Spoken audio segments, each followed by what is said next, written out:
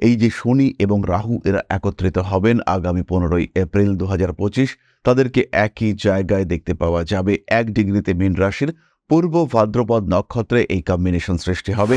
আপনারা সকলেই জানেন এই মীন রাশিতে একই সংযোগ সৃষ্টি হয়েছিল 1968 সালে। তারপরে কিন্তু আবার 57 বছর পরে মীন রাশিতেই এই কম্বিনেশন সৃষ্টি হতে চলেছে। প্রথমেই বলি, মিথুন রাশি বা লগ্নের মানুষদের দশমে এই কম্বিনেশনটি সৃষ্টি হচ্ছে।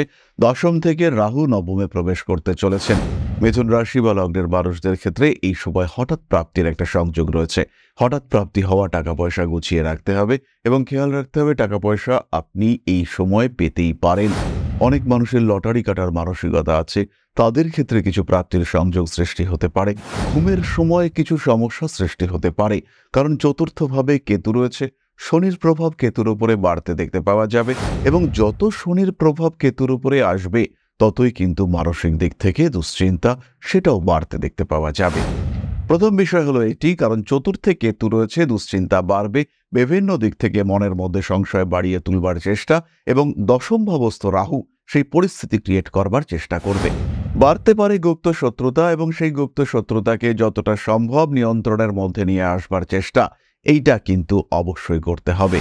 প্রেমিকার স্বাস্থ্য নিয়ে দুশ্চিন্তা বৃদ্ধির সংযোগ এই সময় কিন্তু রয়েছে। প্রেমিক প্রেমিকা সম্পর্কের মধ্যে তৃতীয় ব্যক্তি আসতে পারেন। অর্থনৈতিক ক্ষেত্রে কিছু দায়বদ্ধতা বাড়তে চলেছে। পারিপার্শ্বিক পরিস্থিতির জটিলতা সেটাও অবশ্যই বাড়তে পারে। যে সমস্ত মানুষরা সোশ্যাল মিডিয়ায় কাজকর্ম করছেন এবং এটাই তাদের পেশা, তাদের কিন্তু আর একটু সচেতন হতে হবে এবং প্ল্যান এ প্ল্যান বি তাদেরকে রেডি রাখতে হবে। এই পেশাগুলির ক্ষেত্রে কিন্তু একটু প্রেশার আসার সম্ভাবনা রয়েছে যদি আপনি মিথুন রাশি বা লগ্নের মানুষ হয়ে থাকেন।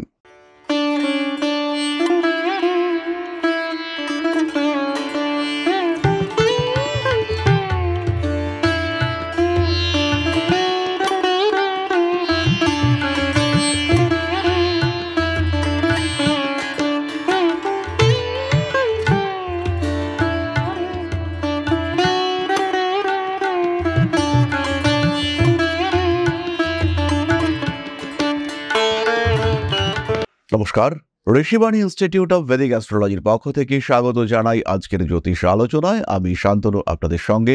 আলোচ্য বিষয় বিশুদ্ধ জ্যোতিষ। শনিদেবের সঞ্চার মীন রাশিতে ঘটতে চলেছে এবং সেই সঞ্চারের একদম প্রথমে শনি রাহু একত্রিত হবেন।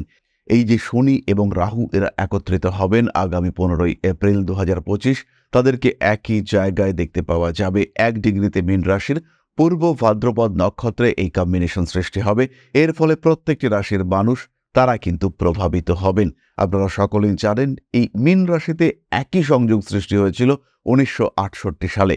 তারপরে কিন্তু আবার 57 বছর পরে মীন রাশিতেই এই কম্বিনেশন সৃষ্টি হতে চলেছে। আজকে আমরা আলোচনা করব মিথুন রাশির বিষয়ে। কালপুরুষের তৃতীয় রাশি মিথুন, বুধের দ্বারা প্রভাবিত বায়ুতত্ত্বের দ্বিমুখী প্রকৃতির রাশি। এই রাশির মানুষদের জন্য কিন্তু বড় পরিবর্তন নিয়ে আসবেন শনি রাহু সংযোগ। কিছু সমস্যা, বেশ কিছু উন্নতি, কিছু সিদ্ধান্ত, কিছু পরিবর্তন। এর ফলে মিথুনের জীবনে আসবে কিছু নতুন ঘটনা, নতুনভাবে গড়ে তোলার প্রয়োজনীয়তা। কোন কোন দিকে মিথুনকে সচেতন হতে হবে, কারণ এই যোগটি কিন্তু আলটিমেটলি খুব একটি শুভ যোগ নয়। তাই কিছু কিছু পজিটিভিটি থাকবে, কিছু উন্নতি, কিছু চরম উন্নতি আমরা দেখতে পাবো, কিন্তু তার সঙ্গে সঙ্গে নেগেটিভিটি সেটাও কিন্তু এই যোগের ক্ষেত্রে দেখতে পাওয়া যাবে। কিছু অস্থিরতা সেটাও থাকবে। প্রথমেই বলি, মিথুন রাশি বা লগ্নের মানুষদের দশমে এই কম্বিনেশনটি সৃষ্টি হচ্ছে। দশম থেকে রাহু নবমে প্রবেশ করতে চলেছেন। বাবার শরীর স্বাস্থ্য হঠাৎ করে খারাপ হতে পারে, সেদিকে খেয়াল রাখতে হবে এবং কোনো রকম অবহেলা সেটা কিন্তু একটা বাজে দিকে নিয়ে যেতে পারে। মিথুন রাশি বা লগ্নের মানুষদের ক্ষেত্রে এই সময় হঠাৎ প্রাপ্তির একটা সংযোগ রয়েছে। হঠাৎ প্রাপ্তি হওয়া টাকা পয়সা গুছিয়ে রাখতে হবে এবং খেয়াল রাখতে হবে টাকা পয়সা আপনি এই সময় পেতেই পারেন। হাতে টাকা পয়সা আসলো এবং সেই টাকা পয়সা দিয়ে আপনি মনের জিনিসপত্র কিনে ফেললেন, এটা কিন্তু আপনার জন্য বিপজ্জনক হতে পারে। টাকা সবার আগে রেখে দিতে হবে, তারপরে সেই টাকা সঞ্চয়ের মানসিকতা বাড়াতে হবে। আগে সঞ্চয় পরে ব্যয়, এরপরেই কিন্তু অর্জন বা উপার্জনের লক্ষ্য করা উচিত। আশা করা যেতে পারে কিছু টাকা পয়সা পাবেনই, কিছু আটকে থাকা টাকা পয়সা হতে পারে। অনেক মানুষের লটারি কাটার মানসিকতা আছে, তাদের ক্ষেত্রে কিছু প্রাপ্তির সংযোগ সৃষ্টি হতে পারে। সুতরাং আলটিমেটলি পাওয়ার একটা ব্যাপার রয়েছে। কর্মক্ষেত্র পরিবর্তনের বিরাট বড় সুযোগ সেটা কিন্তু আসবে। কর্মক্ষেত্রে পদ পরিবর্তনের বিরাট বড় সুযোগ সেটাও কিন্তু আসতে চলেছে মিথুন রাশি বা লগ্নের মানুষদের ক্ষেত্রে। কার্মিক উন্নতির সংযোগ রয়েছে এবং তার সঙ্গে সঙ্গে হাঁটু নিয়ে দুশ্চিন্তায় পড়তে পারেন। বহু মানুষ রয়েছেন যাদের বয়স ৫৫-র বেশি, হাঁটু রিপ্লেসমেন্টের একটা প্রয়োজনীয়তা তাদের ক্ষেত্রে রয়েছে, কিন্তু এই কাজটি এখন একেবারেই করা যাবে না। হাঁটুতে যাতে কোনোভাবে আঘাত না আসে সেই চেষ্টা করতে হবে। অন্তত আরও ২ মাস এই ধরনের চিকিৎসার দিকে আপনি যেতে পারছেন না। মনের মধ্যে অশান্তি, দুশ্চিন্তা ইত্যাদি বাড়বে। ঘুমের সময় কিছু সমস্যা সৃষ্টি হতে পারে, কারণ চতুর্থভাবে কেতু রয়েছে।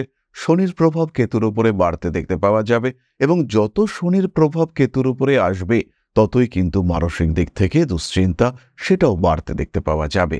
পূর্ব ভাদ্রপদ নক্ষত্রে এই কম্বিনেশন সৃষ্টি হয়েছে। পূর্ব ভাদ্রপদের অধিপতি বৃহস্পতি, তিনি দ্বাদশে রয়েছেন। ফলে ইম্পোর্ট এক্সপোর্টের ব্যবসার দিকে অগ্রসর হওয়া সম্ভাবনা পূর্ণমাত্রায় রয়েছে। দ্বিতীয় বিষয়টি হলো বিদেশে যাত্রার সংযোগ পূর্ণমাত্রায় রয়েছে। কর্মক্ষেত্রে বিদেশ যাত্রার ক্ষেত্রে যে বাধাগুলি আসছিল সেগুলি অপসারিত হবে এই সময়, এবং এই যে বাধাগুলি অপসারিত হবে তার কারণে খুব সহজভাবেই আপনি এগিয়ে যেতে পারবেন। তবে বিষয়টিকে যতটা সহজভাবে আমরা বললাম, ব্যাপারটি কিন্তু অতটা সহজও নয়। আপনার কুণ্ডলিতে রাহু, শনি এদের অবস্থান এবং তৃতীয়ত বৃহস্পতির অবস্থান, এটা অত্যন্ত গুরুত্বপূর্ণ। এই সময় মায়ের শরীর হঠাৎ করে খারাপ হওয়ার সংযোগ দেখতে পাওয়া যায়। যদি আপনার মা অ্যাজমা, অ্যালার্জি এই ধরনের সমস্যায় ভোগেন, যদি তার মধ্যে ব্রিদিং প্রবলেম থাকে, যদি আপনার মা কিডনি সংক্রান্ত কোনো সমস্যায় ভোগেন, সেই ব্যাপারগুলি কিন্তু আরেকটু বেড়ে উঠবার সম্ভাবনা রয়েছে। এই সময় আপনার বাড়িতে কোনো পুজোর পরিকল্পনা থাকতে পারে, সেখানে কিছু মানুষজন তারা ইনভাইটেড হতে পারে। এদের মধ্যে আপনাকে নিয়ে জ্বলন, শত্রুতা ইত্যাদি সৃষ্টি হওয়ার সম্ভাবনা অবশ্যই রয়েছে। নতুন শিক্ষাক্ষেত্রে সংযুক্ত হতে পারছেন মিথুন রাশি বা লগ্নের মানুষরা, এবং নতুন এই শিক্ষাক্ষেত্রে যথেষ্ট ডমিনেটেড হওয়ার সম্ভাবনা এটা রয়েছে। র্যাগিংয়ের শিকার হতে পারেন। বন্ধু বান্ধব, সঙ্গের মানুষজন এরা আপনাকে ভীষণভাবে উত্ত্যক্ত করছে, আপনাকে ডিস্টার্ব করছে, হ্যারাস করার চেষ্টা করছে। এই ঘটনা কিন্তু আপনার সঙ্গে ঘটতে পারে। মানসিক দিক থেকে যথেষ্ট স্থিতিশীলতা বজায় রাখার চেষ্টা করতে হবে। যারা স্পিরিচুয়াল অ্যাক্টিভিটিসের সঙ্গে যুক্ত, যারা জ্যোতিষ চর্চা করেন, যারা কর্ম হিসেবে জ্যোতিষকে গ্রহণ করেছেন, তাদের ক্ষেত্রে প্রবল উন্নতি দেখতে পাওয়া যাবে এই কম্বিনেশনে, এবং জ্যোতিষতন্ত্র ইত্যাদি চর্চা সূত্রে বিদেশ যাত্রার সম্ভাবনা এটা কিন্তু সৃষ্টি হতে চলেছে। কিছু নতুন সুযোগ আপনার ক্ষেত্রে আসতে পারে। মিথুন রাশির কিছু মানুষ, তাদের সঞ্চয় নষ্ট হওয়ার একটা সম্ভাবনা রয়েছে। খরচ করতে হবে, কিন্তু সেই খরচ অবশ্যই নিজের সঞ্চয়, নিজের পকেট ইত্যাদি বুঝে করার চেষ্টা করতে হবে। অ্যাগ্রেসিভ বিহেভিয়ারের উপরে অবশ্যই নিয়ন্ত্রণ রাখতে হবে। হঠাৎ করে রেগে যাওয়া, উগ্র কথন ইত্যাদির সম্ভাবনা দেখতে পাওয়া যায়। এই সময় বৃহস্পতি আপনার দ্বাদশে অবস্থান করবেন। দশমে শনি রাহুর অবস্থান, এটা কিন্তু খুব যে ভালো কম্বিনেশন তা কিন্তু নয়। এপ্রিল এবং মে এই 2টি মাস কিন্তু সমস্যা ভালোই রয়েছে। কর্মক্ষেত্রের বিপদগুলিকে এড়িয়ে চলবার চেষ্টা করা যেতে পারে। মিথুন রাশি বা লগ্নের মানুষদের কিছুটা দুশ্চিন্তা রয়েছে, তবে অতিরিক্ত দুশ্চিন্তা কিন্তু আপনাকে আরেকটু সমস্যার মধ্যে ফেলতে পারে। তাই দুশ্চিন্তার উপরে নিয়ন্ত্রণ রাখতে হবে। প্রথম বিষয় হলো এটি, কারণ চতুর্থে কেতু রয়েছে, দুশ্চিন্তা বাড়বে। বিভিন্ন দিক থেকে মনের মধ্যে সংশয় বাড়িয়ে তুলবার চেষ্টা, এবং দশম ভাবস্থ রাহু সেই পরিস্থিতি ক্রিয়েট করবার চেষ্টা করবে। ফলে নিজেকে নিয়ন্ত্রণে রাখতে হবে, মেডিটেশন করতে হবে, এবং নিজেকে ম্যানিফেস্টেশনের মধ্য দিয়ে নিজের এনভায়রনমেন্ট, নিজের সারাউন্ডিংস তাকে আরেকটু ডেভেলপ করবার চেষ্টা অবশ্যই করতে হবে। বাড়তে পারে গুপ্ত শত্রুতা, এবং সেই গুপ্ত শত্রুতাকে যতটা সম্ভব নিয়ন্ত্রণের মধ্যে নিয়ে আসবার চেষ্টা এইটা কিন্তু অবশ্যই করতে হবে। কিছু কিছু ক্ষেত্রে যান্ত্রিক গোলযোগের সম্ভাবনা সৃষ্টি হতে পারে। নিজেকে নিয়ন্ত্রিত রাখার চেষ্টা এটা অবশ্যই আপনাকে করতে হবে। নতুন গাড়ি কেনার চিন্তা এই মুহূর্তে মাথা থেকে দূরে সরিয়ে রাখতে হবে। হাঁটু, কোমর ইত্যাদির সমস্যায় কষ্টপ্রাপ্ত হতে পারেন। প্রেমিকার স্বাস্থ্য নিয়ে দুশ্চিন্তা বৃদ্ধির সংযোগ এই সময়ে কিন্তু রয়েছে। প্রেমিক প্রেমিকা সম্পর্কের মধ্যে তৃতীয় ব্যক্তি আসতে পারেন। কিছু পারিপার্শ্বিক পরিস্থিতি হতেই পারে, আপনার আর্নিং, আপনার ইনকাম ইত্যাদির কারণে প্রেমিকার সঙ্গে একটা সম্পর্ক খারাপ হওয়ার সংযোগ এটা তৈরি হতে পারে। মনের উপর প্রবল চাপ সৃষ্টি হবে যদি এই ধরনের ঘটনা ঘটে। কয়েকটি বিশেষ বিষয় খেয়াল রাখতে হবে। প্রথম বিষয়টি হলো, যারা ফাইন্যান্স রিলেটেড পেশার সঙ্গে যুক্ত, যারা লোন রিকভারি, লোন দেওয়া ইত্যাদি পেশার সঙ্গে অ্যাটাচড রয়েছেন, তাদের কিন্তু সমস্যার মাত্রা কিছুটা বাড়তে দেখতে পাওয়া যাবে। বড় কাজে হাত দিতে পারেন। ভাবনা চিন্তার গভীরতা অবশ্যই বাড়তে পারে। কিন্তু ফাইন্যান্সিয়াল সেক্টরে যারা কাজকর্ম করছেন তাদের কিন্তু অবশ্যই একটু ভাবনা চিন্তা করেই কাজে এগোতে হবে। অর্থনৈতিক ক্ষেত্রে কিছু দায়বদ্ধতা বাড়তে চলেছে। পারিপার্শ্বিক পরিস্থিতির জটিলতা সেটাও অবশ্যই বাড়তে পারে। দ্বিতীয় বিষয়টি হলো মা বাবা এদের সঙ্গে সুসম্পর্ক বজায় রাখবার চেষ্টা অবশ্যই করতে হবে। তৃতীয় যে বিষয়টির দিকে খেয়াল রাখতে হবে সেটি হলো অতিরিক্ত ইমোশনাল হওয়া এই সময় একেবারেই যাবে না। মানুষের সঙ্গে যতটা সম্ভব অ্যাটাচমেন্ট বাড়িয়ে তুলবার চেষ্টা করতে হবে। রাজনৈতিক সক্রিয়তা থেকে নিজেকে একটু নিয়ন্ত্রিত রাখার চেষ্টা সেটা করতে হবে। যে সমস্ত মানুষরা সোশ্যাল মিডিয়ায় কাজকর্ম করছেন এবং এটাই তাদের পেশা, তাদের কিন্তু আর একটু সচেতন হতে হবে এবং প্ল্যান এ প্ল্যান বি তাদেরকে রেডি রাখতে হবে। এই পেশাগুলির ক্ষেত্রে কিন্তু একটু প্রেশার আসার সম্ভাবনা রয়েছে যদি আপনি মিথুন রাশি বা লগ্নের মানুষ হয়ে থাকেন। পরিশেষে এটাই বলবো, প্রত্যেকটি মানুষের জীবনে কিছু গোপন দিক থাকে, কিছু গোপন অধ্যায় থাকে। এই ধরনের গোপন দিক, গোপন অধ্যায় এগুলি যাতে এখনো গোপন থাকে তার জন্য কিন্তু আপনাকে চেষ্টা চালিয়ে যেতে হবে। সমস্ত রকম গোপনীয়তা বজায় রেখেই আপনাকে কাজকর্ম করতে হবে। বাধা বিপত্তি সমস্যা এগুলিকে অ্যাভয়েড করার চেষ্টা তো অবশ্যই আমরা করব, কিন্তু তার জন্য যেন আমাদের জীবনের গোপনীয় দিকগুলি সেগুলি প্রকাশিত না হয় সেই চেষ্টাও আমরা অবশ্যই করব। তাহলে এবার চলে আসা যাক প্রতিকার সংক্রান্ত আলোচনা প্রসঙ্গে। মিথুন রাশি বা লগ্নের মানুষজন প্রথমেই জোগাড় করুন একটি লোহার বালা। এই লোহার বালা সংগ্রহ করবার পরে তাতে লাল, সোনালী এবং সবুজ এই ধাগাগুলি জড়িয়ে নিতে হবে। লাল ধাগা যাবে 4 পাক, হলুদ বা সোনালী ধাগা এটা আমরা ইউজ করব 11 পাক এবং সবুজ ধাগা এটা আমরা ইউজ করব 9 পাক। তারপরে এই বালাটি ছেলেরা ধারণ করবেন ডান হাতে, মেয়েরা ধারণ করবেন বাম হাতে। এই সময় অবশ্যই আমরা শনিদেবের জন্য যে নবগ্রহ স্তোত্রে মন্ত্র রয়েছে সেটি পাঠ করব। অবশ্যই 8 বার আমরা পাঠ করব। কোনো অসহায় মানুষকে দক্ষিণা এবং বস্ত্রসহ মাসকলাই দান, এটা আপনার জন্য অত্যন্ত শুভ ফল দেবে এবং রাহু শনির কুপ্রভাবকে কাটিয়ে তুলতে অনেকটাই সাহায্য করবে। খেয়াল রাখতে হবে বস্ত্র এবং দক্ষিণা সহ মাসকলাই দান করতে হবে। এবার আমরা চলে এসেছি আলোচনার একদম শেষ পর্যায়ে। যারা জ্যোতিষ শিখতে চাইছেন সরাসরি আমাদের সঙ্গে যোগাযোগ করুন। আগামী মার্চ মাস থেকে অফলাইন ব্যাচ এবং এপ্রিল মাস থেকে অনলাইন ব্যাচ শুরু হতে চলেছে। যারা ভর্তি হতে চাইছেন সরাসরি আমাদের সঙ্গে সংযুক্ত হতে পারেন। তাহলে এবার আমরা চলে আসব আলোচনার পরবর্তী পর্যায়ে আপনাদের প্রশ্নে জ্যোতিষের উত্তর। তবে তার আগে ছোট্ট একটি বিষয় আপনাদের সঙ্গে শেয়ার করতে চাইব।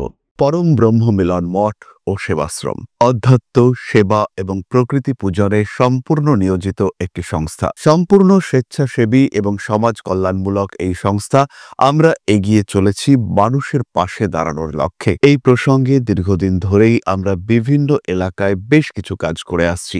আপনাদের সহযোগিতা, আপনাদের পাশে দাঁড়ানো, আপনাদের হাতে হাত মিলিয়ে এগিয়ে নিয়ে আসার চেষ্টা, আপনাদের সহযোগিতা, আপনাদের পাশে দাঁড়ানোর প্রয়াস, এই সমস্ত কিছুই আমাদেরকে এগিয়ে নিয়ে চলেছে। আমাদের পাথেয় হয়ে উঠেছে আপনাদের ভালোবাসা। বিগত বেশ কিছুদিন ধরেই আমরা বিভিন্ন অনগ্রসর এলাকায় কাজ করে চলেছি। কখনো আমরা শিশুদের মধ্যে শিক্ষা উপকরণ বিতরণ করেছি, কখনো আমরা পুজোর পোশাক বিতরণ করেছি, কখনো তাদের খাদ্যের ব্যবস্থা করেছি।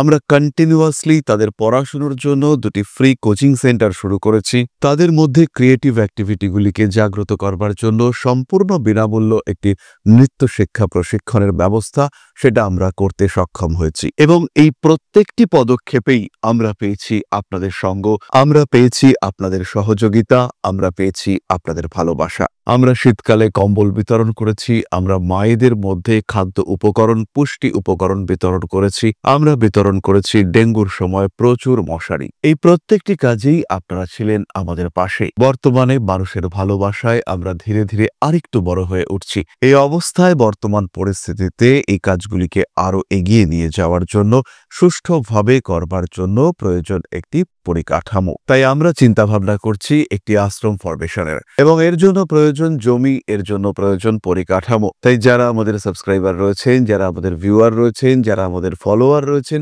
যারা আমাদেরকে ভালোবাসেন, যারা আমাদের পাশে থাকেন, প্রত্যেকটি সহানুভূতিশীল মানুষের কাছে আমাদের অনুরোধ, সাধ্যমতো সামান্য পরিমাণে আপনারা এগিয়ে আসুন।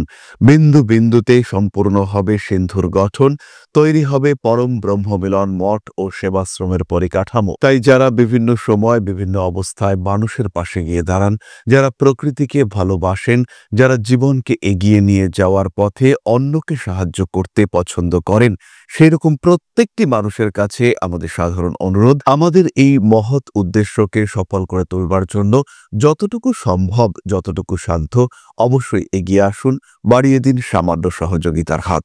অধ্যাত্ম, সেবা এবং প্রকৃতি পূজনের এই মহান কর্মে, মহান ব্রতে ব্রতী হয়েছি আমরা। আমাদের সঙ্গে হাতে হাত মিলিয়ে আপনারাও যতটুকু সম্ভব এগিয়ে আসুন। সবার প্রচেষ্টায় এই বিরাট কর্মযজ্ঞ সাফল্যমণ্ডিত হবে। সবাইকে জানাই অগ্রিম ধন্যবাদ। আমরা জানি আপনাদের সহযোগিতা আমরা পাবো। বেশ কিছুদিন ধরেই বহু মানুষ আমাদেরকে সাহায্য করে চলেছেন, কারণ আমাদের ইন্ডিভিজুয়াল সামর্থ্য অতি ক্ষুদ্র, তার মাধ্যমে এই মহৎ কার্যগুলিকে সম্পূর্ণ করা সম্ভব নয়। তাই প্রত্যেকের ছোট্ট ছোট্ট সহযোগিতার হাত আমাদেরকে এগিয়ে নিয়ে চলেছে। আমরা এগিয়ে চলেছি সাফল্যের লক্ষ্যে। আপনাদের ভালোবাসা এভাবেই আমাদের পাশে থাক, আমরা সফল হবই। তাহলে এবার চলে আসা যাক আপনাদের প্রশ্নে।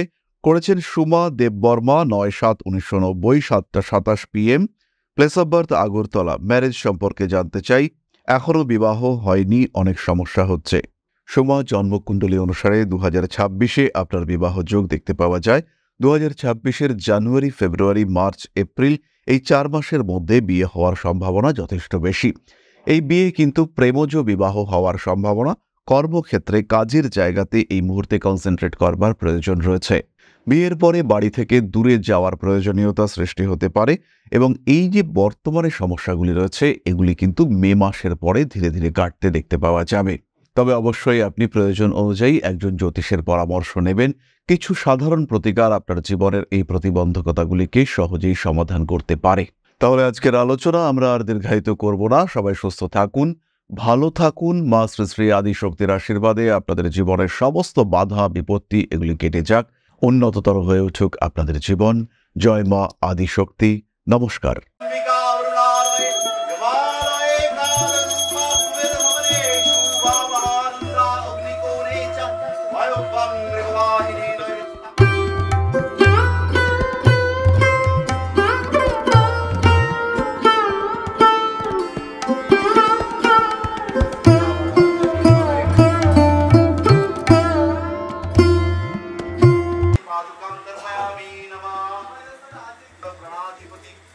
दक्षिणा कालिका परिषदाय स्वाहा।